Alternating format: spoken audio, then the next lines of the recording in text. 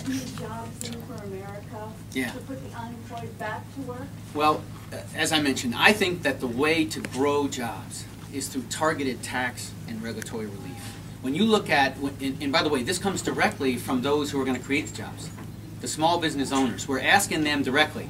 And this goes across party lines. We have small business owners that are Republicans, small business owners who are Democrats, small business owners who are independents, small business owners that aren't active in the political process. But the point is when you listen to them very carefully, they'll tell you why they're not growing. They're not expanding because of the levels of taxation, the regulation. And in many cases, let me give you some example on regulations. We have contractors, builders, we've got a wide variety of small business owners that are dealing with a regulatory process that sometimes sends them in different directions. You've got the EPA and the Army Corps of Engineers that are giving them direction in one way. Then you've got the DEC that's moving in another direction. In some cases, even within the DEC, various sub-agencies that are giving them multiple directions on how to approach their concept for growth. What we need to do is find like-minded souls at the federal, state, and the local level that understand or are empathetic with those that are going to create the jobs. And we need to bring a more common-sense, streamlined approach to the regulatory process. And you know, the other piece of this is how we interpret and apply Section 404 of the Clean Water Act. We've got to take a look at that. I'll give you an example. We had a small business owner in Columbia County. He worked for 5 years to try to get his project through the Army Corps of Engineers. He was, he was looking to mine and to recover peat in Duanesburg. This was a project that was going to create 6 to 7 jobs. Okay, that's not 200 jobs, but you know what? It was 6 to 7 jobs, and they add up over time. And in this case, it took him 5 years to work through this process. And in the end, the Army Corps of Engineers decided that the application of the wetlands definition was going to be rescinded once some minor mitigation was done to the land. But you know what? Think of the cost there, the transaction costs, what it cost to retain the lawyer, to continually work the transaction matters throughout 5 years. And that stood in the way of growth. In the end, the Army Corps retreated from the position. And so now we're going to go forward with the proposal. We've got to find smarter ways to balance the environment and the economy. We love this environment. That's one of the reasons why we're here. We love the Hudson Valley, the Adirondack Park, but there's got to be smarter ways in the way that we balance this. And the same thing goes for the safety regime. When you look at OSHA, I'll tell you, I was talking to a small business owner in Delaware County. And in his case, it's Bluestone out there, and after one of the storms, their folks were cleaning the quarry, and they had about 18 inches of standing water. And while they were cleaning the quarry, OSHA showed up, and they asked them where their life preservers were. They got fined. They got fined for that. So we've got to take more of a commonsensical approach to all these matters, and we will. That's what we're looking to do, is bring targeted tax and regulatory relief, because the jobs are actually out there right now if we can get them through the regulatory process. Thank you for that question.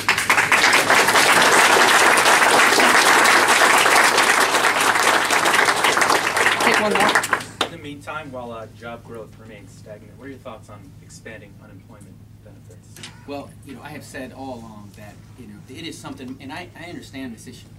My dad spent a good portion of 1978 and 1979 out of work. He worked for Otis Elevator. He was part of a union. So, this is something that's up close and personal for our family. And I'm thankful that we had unemployment insurance. And what we need to be doing is a couple things. Is in cases in this circumstance where we need to extend, we've got to find ways to pay for it, because we can't continue to add to the deficit and the debt. And what you'll find is full support from me to continue with unemployment insurance. But in the meantime, we've got to recognize the fact that we need to be more aggressive in creating jobs. And because ultimately that's what Americans want. Yes, they may need unemployment insurance for a period of time, but what they really want is a meaningful job and to live to their God-given potential. And so we have to be more aggressive. We need more leadership. We shouldn't have a situation where we have no budget. We need a budget. A budget provides the vision to create jobs and to balance that federal budget. And that's what's missing right now, and that's what's going to happen as a result of this election. You're going to see leadership that'll put our country back on track to restore this republic. Thank you.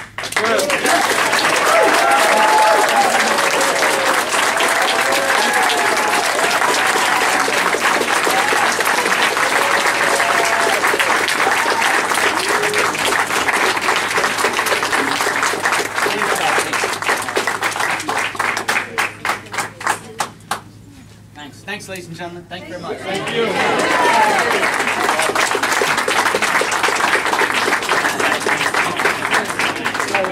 That's all right.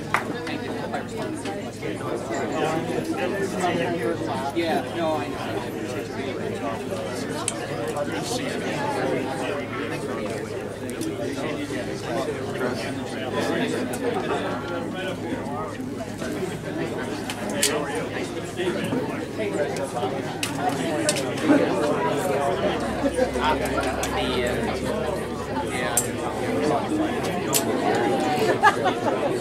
So now you have to take good